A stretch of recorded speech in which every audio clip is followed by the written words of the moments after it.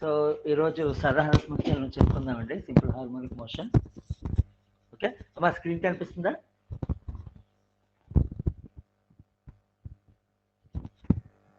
Anybody screen కనిపిస్తుంది sir. Hello, okay సరే, సైలెంట్గా వినండి అయితే.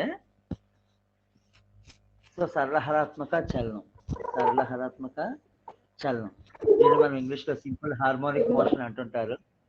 కాస్త మైక్ ఆపాలి ప్లీజ్.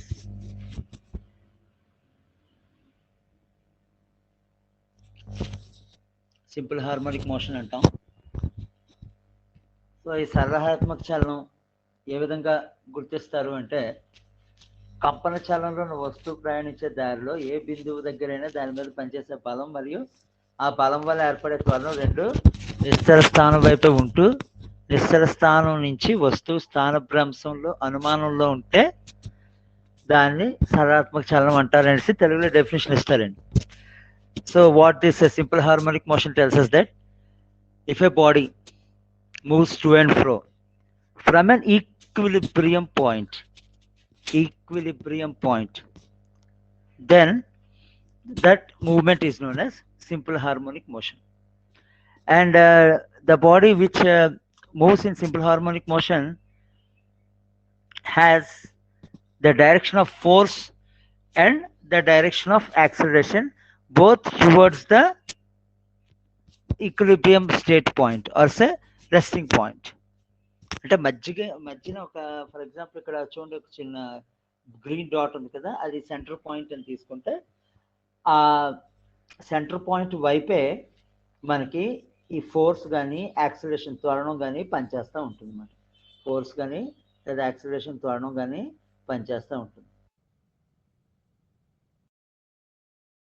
మనకు చాలా మార్గాలు ఉన్నాయండి. Number 1, if you take pendulum, simple pendulum, లఘులాలకం తీసుకున్నాం అనుకోండి, దాన్ని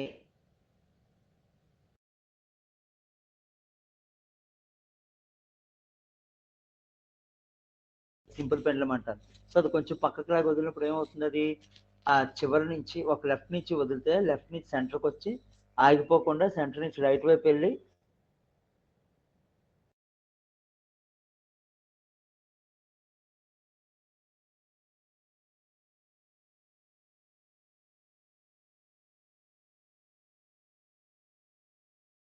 ఉంది అనేసి మనం చెప్పొచ్చు.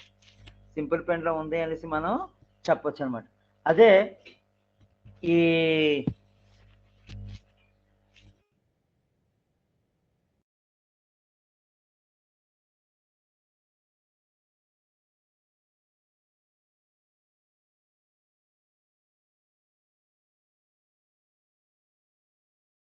సర్క్యులర్ పాత్ అని మనం తీసుకున్నట్లయితే, సర్క్యులర్ పాత్ అని తీసుకున్నట్లయితే ఫర్ ఎగ్జాంపుల్ ఈ యొక్క రెండో డయాగ్రామ్ చూడండి.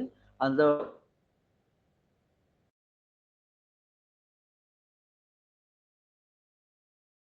పాయింట్ అనుకుని తిప్పినప్పుడు అది లాస్ట్ వెళ్ళి తిరిగి పై వరకు వెళ్ళి మళ్ళీ తిరిగి కిందకి వస్తుంది. ఇక్కడితో ఆగిపోదు, continuously makes rounds and rounds. So a point, let us say that body, if it's making a round circular path towards the center point, if you consider the position of this point, తీసుకున్నటువంటి ఆ యొక్క బిందువు తాలూకా స్థానాన్ని మనం తీసుకున్నట్లయితే, ఇక్కడ ఉన్నప్పుడు దాని స్థానం y-యాక్సిస్ మీద ఇక్కడ ఉంటుందండి.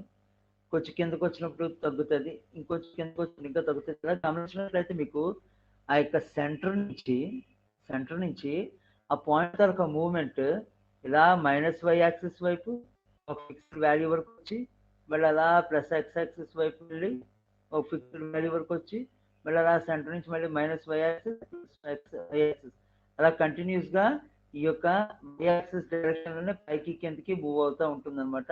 ఈ సెంటర్ పాయింట్ నుంచి, ఏదో ఒక సెంటర్ పాయింట్ నుంచి. ఓకే, సో ఇక్కడ కూడా ఏంటి అంటే కంటిన్యూస్ గా ఒకటే మూవ్మెంట్ లో ఉంది కాబట్టి దీన్ని మనం సింపుల్ హార్మోనిక్ మూవ్మెంట్ అనేసి చెప్పొచ్చు. సింపుల్ హార్మోనిక్ మూవ్మెంట్ అనేసి మనం చెప్పొచ్చు అనమాట. ఓకేనా? సో ఈ సింపుల్ హార్మోనిక్ మోషన్కి సంబంధించినటువంటి ఒక అవకలన సమీకరణం, డిఫరెన్షియల్ ఈక్వేషన్ మరియు దాని యొక్క పరిష్కారం, సొల్యూషన్ ఏ విధంగా ఉంటుంది అనేటటువంటిది మీకు చూపిస్తామండి.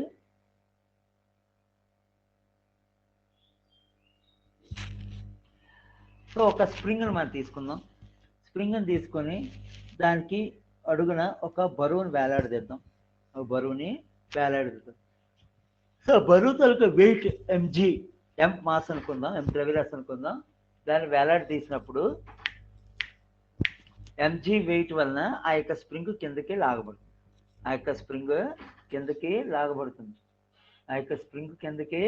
లాగబడుతుంది. ఓకే. సో ఈ స్ప్రింగ్ ఒక నిలువుతాలో అంటే వై యాక్సిస్ లోనే మూవ్ అవుతుంది అని మనం తీసుకోవాలండి, ఎందుకంటే అది ఎక్స్ యాక్సిస్ డైరెక్షన్ మూవ్ అవ్వదు. దాన్ని మనం ఎక్స్ డిస్టెన్స్ కిందకి లాగామనుకున్నాం. అదేమవుతుంది, అదే ఎక్స్ డిస్టెన్స్ మళ్ళీ వెనక్కి వెళ్ళడానికి ట్రై చేస్తుంది అన్నమాట. ఇలా వెనక్కి వెళ్ళేటప్పుడు ఆ స్ప్రింగ్ వెనక్కి లాగేటటువంటి బలం, దాన్ని మనం రెస్టోరింగ్ ఫోర్స్ అంటారు. ఇంగ్లీష్లో రెస్టోరింగ్ ఫోర్స్ అంటారు, తెలుగులో అయితే పునఃస్థాపక బలము అంటుంటాం. ఈ యొక్క పునఃస్థాపక బలం కేతో చూపిస్తారు. So F is proportional to X, అంటే మనం దాన్ని ఎంతైతే కింద రావాలనుకుంటున్నామో అంతే ఎక్కువ మొత్తంలోని ఫోర్స్ ఉపయోగించాల్సి ఉంటుంది. So F is equal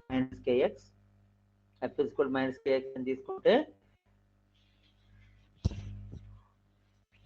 Newton second F is equal to MA నుంచి యాక్సిలరేషన్ ఏ వాల్యూ త్వరను A is equal D square X by DT square, కాబట్టి ఈ ఫార్ములా సబ్స్టిట్యూట్ చేస్తే F is equal to MA into D square X by DT square వస్తుంది. So పై equation F is equal to minus KX, మరి కింద equation F is equal to M into D square X by DT square, ఈ రెండింటిని ఒకదానికొకటి equate చేసుకుంటే M into D square X by DT square value minus KX తోటి సమానం అని మనకి తెలుస్తుంది. దాన్ని ఇక్కడ కే బై ఎంని ఒమేగా స్క్వేర్ అనగానే మనం తీసుకున్నట్లయితే, ఒమేగా స్క్వేర్ అనగానే మనం తీసుకున్నట్లయితే let K by M be omega, then this equation will turn as d square x by dx dt square is equal to omega square x is equal to 0. So this is your second degree equation. ఇది మనకి రెండవ రకం అవకలన సమీకరణం ఇస్తుందండి. సామ్యహారాత్మక చలనంలో ఉన్నటువంటి వస్తువు యొక్క అవకలన సమీకరణం. This equation gives the equation of motion of a body which is in simple harmonic motion. Okay. So if we want to have the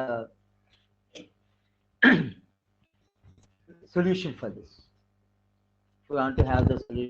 equation, then let us consider x equals to c into e power alpha t and d square x by dt square is equal to c alpha square into e power alpha t. e power x యొక్క derivation x e power x కదా. So ఇక్కడ మనకి ఈ యొక్క equation తీసుకున్నాం, d square x by dt square by plus omega square x equals 0 అని తీసుకుంటే d square x by dt square place లో c alpha square e power alpha t వేసుకుంటే ఈ x ప్లస్ లో c e power alpha t వేసాం కాబట్టి equation ఎలా వస్తుందండి, c alpha square e power alpha t. Okay, చూసుకోండి జాగ్రత్తగా ఈక్వేషన్ ఏ విధంగా మారుతుందో. చూడండి, d square x by dt square place లో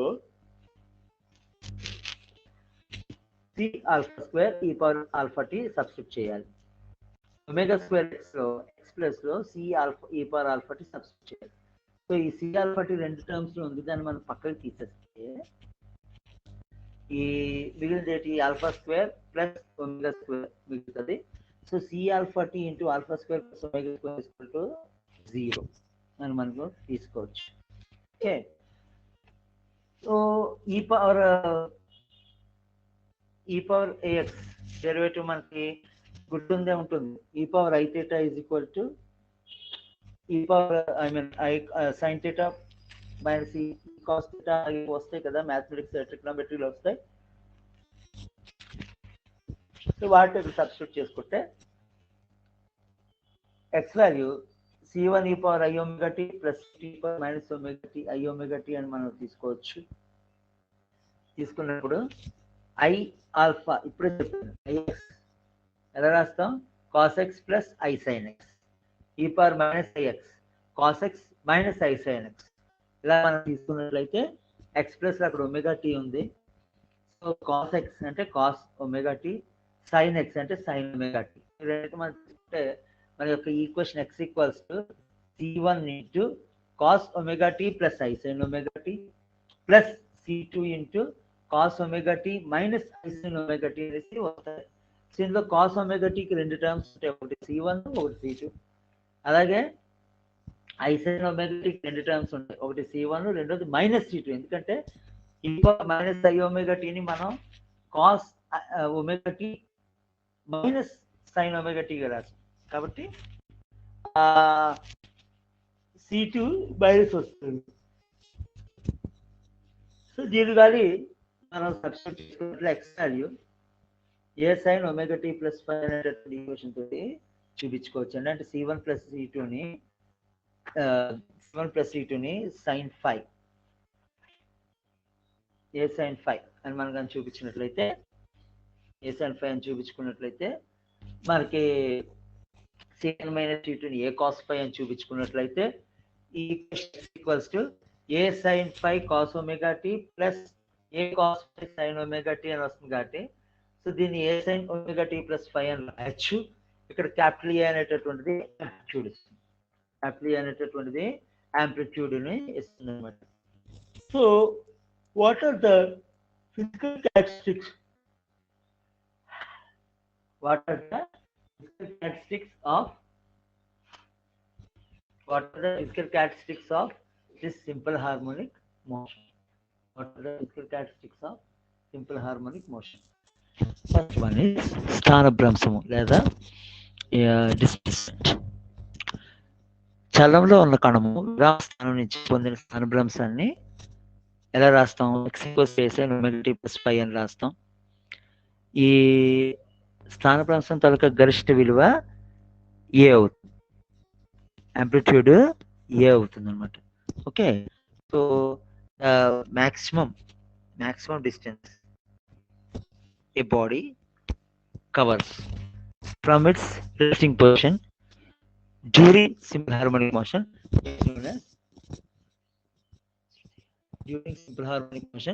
is known as displacement, which is denoted by x. The maximum displacement and x maximum is given by amplitude a. గరిష్ట స్థానభ్రంశాన్ని ఏ తోటి చూపిస్తాం. Okay, so రెండోటటువంటిది వేగం. If a particle which is making simple harmonic motion with a velocity, then its angular velocity is given by v equals to dx by dt a omega cos omega t plus 5, because dx by dt equals to omega cos omega t plus 5. That is equal to omega 2 tau a square minus omega square. X equals 0 అయితే అంటే at center point v equals to a omega.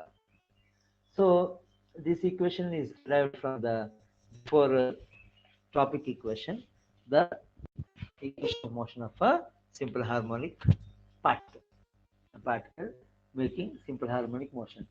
Okay, so from that equation we can derive this equation v is equal to dx by dt, which is given by omega cos omega t plus 5, where omega that is equal to omega 2 tau a square minus omega square. Okay, this equation is derived from this equation, x equals to a sin omega t plus 5. Okay, so next third one is Brahmavartan column time period of oscillation. The time taken for a body executing SHM makes one vibration. ఒక vibration, ఒక కంపనం చేయడానికి ఒక సరాత్మక చలనం వస్తువు కంపనం చేయడానికి లేదా ఒక డోలనం చేయడానికి ఒక ఆసిలేషన్కి పట్టేటటువంటి టైంని మన టైం పీరియడ్ ఆఫ్ ఆసిలేషన్ లేదా డోలనావర్తన కాలం అనేసి చెప్తా ఉంటారు. దాని value T2π root x/a 2π root x/a x స్థానం డిస్ప్లేస్మెంట్, ఏమొచ్చి త్వరణం acceleration. Okay, so that is T is equal to 2π root over x by d square x by dt square over, because acceleration dx by dt వేగం వస్తుంది, t square x by dt square acceleration. Next పౌనఃపున్యం frequency. ఒక second టైంలో ఎన్ని oscillations చేస్తుంది ఈ simple harmonic motion execute చేస్తున్నారు వస్తువు, ఒక సెకండ్ టైంలో ఎన్ని ఆసిలేషన్స్ చేస్తుంది అనేటటువంటిదే మనకి ఈ యొక్క టైం పీరియడ్ ఫ్రీక్వెన్సీ అనమాట. ఒక సెకండ్ కాలంలో చేసేటటువంటి డోలనాల సంఖ్య అని మనం పౌనఃపున్యం అనేసి